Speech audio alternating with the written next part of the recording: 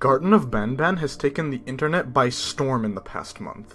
The poor quality and funny nature of the game has led to hundreds of videos being made on the first chapter and thousands of people checking out the game for themselves. However, the second chapter has surprised everyone, including me, with how there was a significant increase in quality and scariness overall. I'll be going in depth on the major changes, storyline, and how the second chapter of Garten of Banban is the true beginning to a scary series of horror games. In Garten of Banban II, you begin in the exact same elevator that the first game ended in. However, you have now landed on the floor of the facility, with Jumbo Josh laying lifeless below you. As you enter the building, there is a man on the speaker system that requires your help to escape. Hey, you there. I can see you on the cameras. At this point, the player runs into their first enemy, which is Nab Nab the Spider.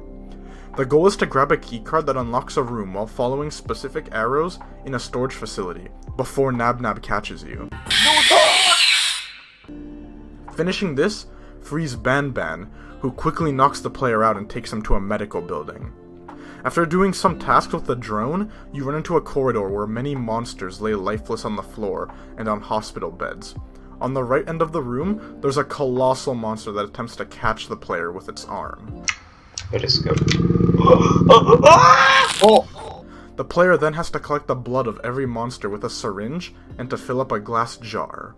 This jar will unlock a firework which you load into a cannon to knock out the giant monster. After this, the player reaches a door in a long hallway before Opila Bird returns and tries to catch them. Thankfully, Banbanila, the female version of Banban, saves you from the bird and takes you into a classroom. The player then sits at a table with multiple inanimate objects and tape recorders.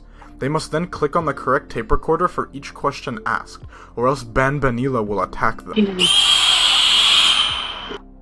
There are occasional breaks in the gameplay when the player has to do certain tasks with the inanimate objects, but this all comes to a halt when Banbanila checks on an interruption in the facility, giving you a chance to escape. After escaping her, the player finds themselves in an open room with multiple baby birds that look like Opila. Their goal is to catch the birds and put them in a nest before opening the door to the next room and freeing Opila Bird. Instead of attacking the player though, she will run to the baby birds, leaving the exit wide open. However, the danger doesn't end there. Once you escape Opila Bird, a giant yellow snail named Slow Celine tries to catch you.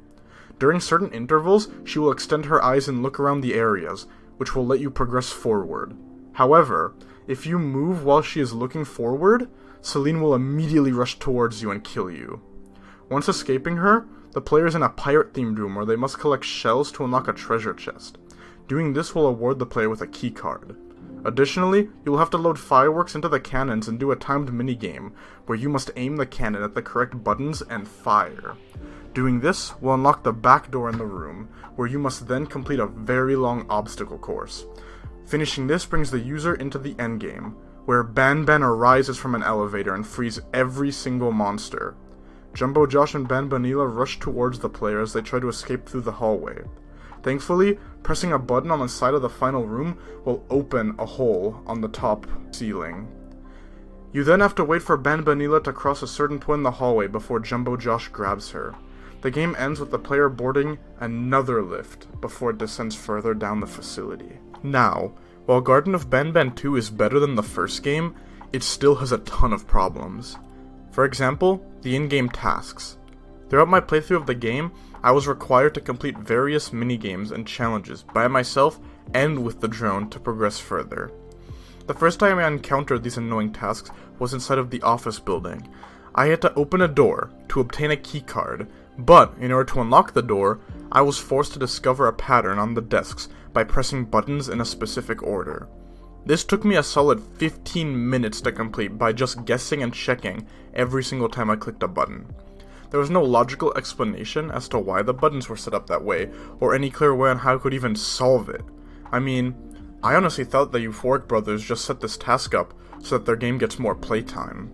It was unnecessarily long and took away from the story. However, as I mentioned earlier, the drone tasks were also really confusing and odd at times.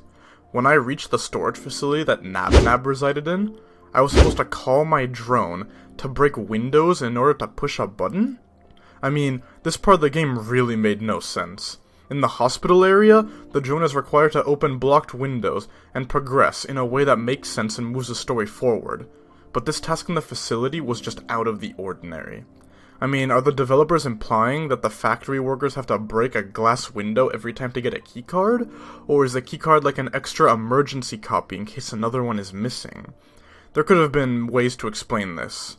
Not sure if they would have been done well, but this challenge just made no sense. Once you're done with all the confusing tasks, you're not in the clear yet. This sequel has a large issue of making minigames and obstacles predictable and repetitive, to the point that it just becomes boring. Let's start off with the buttons at every door. Each time that I progressed to a new area of the game, I had to call my drone and make it press multiple buttons on the roof or a wall around the door. These obstacles did not have any logic required to complete them, and all you had to do was navigate the drone in the direction of the buttons and to make sure that you don't get it stuck on the wall. Nevertheless, the drone got stuck on the wall multiple times, and this was a really painful task to keep on doing. Doing this once or twice is fine, but I had to repetitively do this throughout the entire game. Unfortunately, this problem of repetition plagued almost every minigame that the game had to offer. The cannonball minigame was the exact same every single time I had to do it. Each time I hit a target, the game didn't get noticeably more difficult or fast. It felt more like a chore to complete than an intricate part of Garten of Banban II. Banbanila's math class also had the same issues. However, I do appreciate that the developers switched up the tasks a bit between classes. Each time you answer a question correctly with the tape recorder, you're able to do different tasks with the inanimate objects in the recess area, before moving to another table to, unfortunately, repeat the same process. The minigame still repeats a lot, but there are some differences sprinkled in between each interval. What caught me by surprise, though, is the fact that I run into a major visual bug while playing. After dying to Banbanila one of many times, the textures on the tables and walls of the room began to break and look distorted. The game looked like some sort of broken Gmod map, and honestly gave off the impression that there was little to no bug testing for the entire room to just suddenly break. Anyways, not all the minigames were bad. In fact, the chase sequence with Celine was unique and interesting. At first, it was really unclear on how the player is supposed to dodge her attack, but after you realize that she stops and extends her eyes, you can get the hang of how to escape. I was able to quickly rush to the door while she searched the hallway around me. Noted, this took me a while to figure out, but it was still cool. Another major issue is the fact that a lot of these obstacles in the game didn't actually push the story forward. I feel like half the tasks with the drone could have been scrapped, and the big obstacle course towards the end of the game was just a time waster. Having to find all of Opila's chicks was very aggravating and time consuming. A task that should not have been more than 5 minutes long took up to 30, because clicking accidentally would drop a chick, and half the time the game wouldn't even let you actually pick up one of the little birds unless it was moving in a straight line. Even once I finished the task, I had to do it all over again, because Opila walked into me when I opened the door. I was given 0 signs on where to go once I put all the chicks in the nest, so I felt lost and angry that all my time was wasted as she was chasing me down the hallway. Honestly, I was surprised at how much the tasks varied in quality and clearness throughout my time playing. Like, some of the tasks at the beginning of the game, such as gathering all the blood samples from the hospital monsters, were extremely straightforward and simple. The giant monster that came out of the hallway gave me a good scare the first time I saw it. On the wall. I said on the wall! I did not know you meant that wall. And I knew exactly what to do with the syringe and where to find every monster. I kept jumping back and forth between tasks that were simple and strong to the story, and also tasks that had no reason to even be in the game. While I do appreciate how there are more things to do in Garten of Banban II, a lot of these obstacles just felt unpolished. Relating to the story, the voice acting through the whole game was just odd. You know, on a normal day you'd be standing where I am, behind the safety of this glass.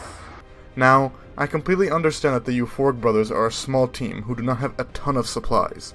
But after the massive hype and success of the first game, You would have thought that the voice actors would fit more with the characters.